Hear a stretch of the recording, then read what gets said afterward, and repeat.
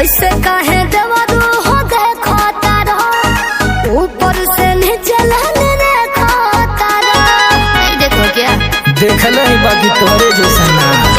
ऐसे काहे देवरू हो देखो तारो, ऊपर से नीचे लाने देखो तारो। जब पहन लेलू साड़ी गुलाबी जी और झलक पलेट नीचे ना भीजी। साचो जहर लगेलू ये भाभी जी, साचो जहर लगेलू ये भाभी जी। भाभी जी,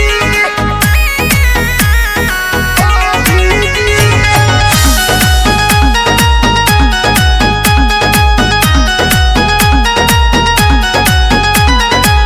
मुहे पे मेकअप लगा के तू देह चमकौले बारू।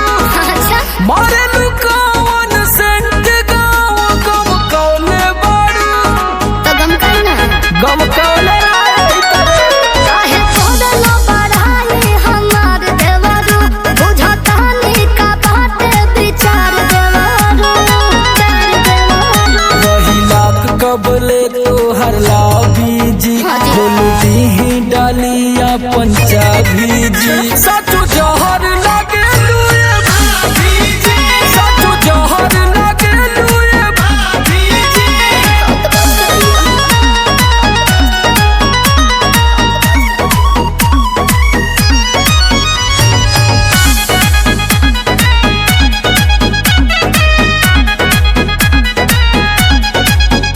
आँख मारी के देवेलू मीठ मीठ तू मुस्कान भौजी। झूठ बोली न लागे कि चल जाए हमार जान भौजी। हाय रे अरे रे बच के ओह जाना तानी लाइन ना देलो देवरू समान, इसके आनंद ना लागे तोहर